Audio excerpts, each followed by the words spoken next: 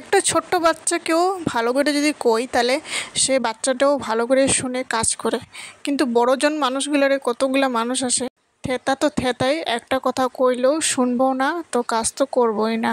হরে কৃষ্ণ বন্ধুরা, তোমরা সবাই কেমন রয়েছো? আশা করি সবাই ভীষণ ভালো রয়েছো। তো বন্ধুরা, এই যে সকালবেলা থেকে ব্লগটা স্টার্ট করলাম, তো বরকে করলাম তাড়াহুড়া করে স্নান করো, আজ তো একাদশী, তুলসী গাছে জল দেও, তারপর জল দিয়ে ও স্নান করে ওনারে খাওয়া দিয়ে ও চলে যায়।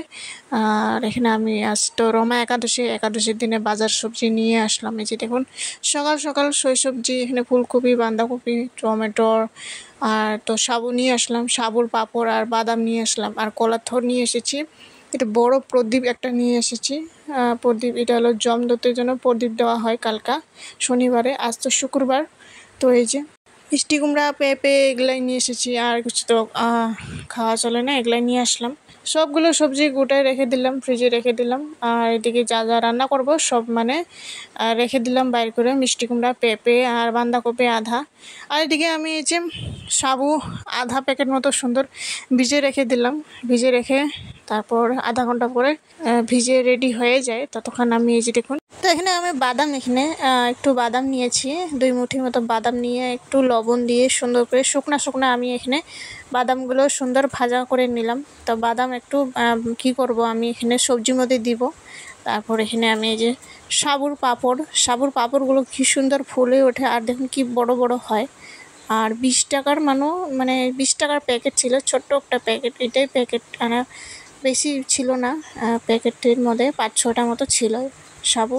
তারপর এদিকে এবার সবজি করব, বাঁধাকপি, টমেটোর, আর এদিকে মিষ্টি কুমড়া, পেঁপে, আলু সব মিক্স করে সবজি করবো। এই যে দেখুন, আদা একটু কুচি দিয়ে, সাদা তেল, আমি বাদাম তেল দিয়েছি, বাদাম তেল দিয়ে আদা কুচি দিয়ে ফোড়ন দিয়ে, তারপর কাঁচা লঙ্কা সবগুলো সবজিগুলো দিয়ে সুন্দর ভাজাভাজি করে একটু পরে এই যে বাদামগুলো সুন্দর ঠান্ডা হওয়ার পরে আমি মিক্সির মধ্যে গ্রাইন্ড করে তারপরে এখানে দেখুন সবজির উপরে দিয়ে দিব। ততক্ষণ এই যে আমাদের সাবু একে ভিজা হয়ে গেছে, সুন্দর নরম হয়ে উঠেছে। তারপর এদিকে আমার এদিকে দেখুন সবজির মধ্যে জল দিয়ে, আর এদিকে আমি সুন্দর বাদামগুলো গ্রাইন্ড করে এদিকে সুন্দর করে দিয়ে দিই। উপর দিয়ে টমেটো একটা দিয়েছিলাম, হলুদ, কাঁচা হলুদ দিয়েছি, তার জন্য তো রং দেখা যায় না, কাঁচা হলুদ দিয়েছি।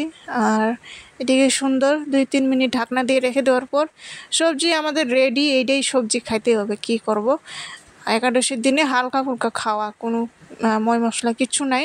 তারপর এই যে দেখুন এখানে আমি সাবু আলু সেদ্ধ করে আর একটু লবণ দিয়ে, আর বাদাম একটু গুঁড়া ছিল, বাদাম গুঁড়া দিয়ে সুন্দর করে মেখে এইভাবে সুন্দর সাবুর পকোড়া রেডি করলাম। এই যে দেখুন মাঝখানে একটু গোল করে, তারপর ভগবানকে ভোগ নিবেদন করে দুপুরবেলা এই যে দেখুন সাবুর পাঁপড়, এদিকে সবজি, সাবুর পকোড়া, আর এদিকে দেখুন এদিকে আপেল দিয়েছি ভগবানকে। তারপর ভোগ নিবেদন করা হয়ে গেছে আজকে দুপুরের জন্য। তো এটাই আজকের একাদশীর থালি, রমা একাদশীর। তো ভগবানকে দিয়ে প্রসাদ পাওয়া নিজেই অনেক ভাগ্যর কথা, কোনো জায়গায় যেতেও হয় না, নিজের বাড়িতে নিজে প্রসাদ দিয়ে নিজে প্রসাদ পাওয়া। তাহলে আর কি চাই ভগবানের কাছে, এটাই চাই যে সবগুলো দেওয়ার ক্ষমতা তারই হয়। তো বন্ধুরা, আজকের ভিডিওটি কেমন হয়েছে অবশ্যই লাইক, কমেন্ট, শেয়ার, সাবস্ক্রাইব করে জানাবেন।